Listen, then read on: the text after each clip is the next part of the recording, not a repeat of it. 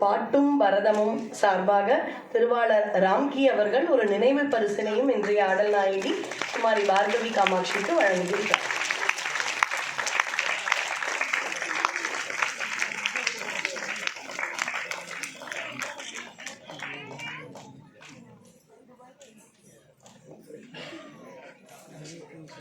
இப்பொழுது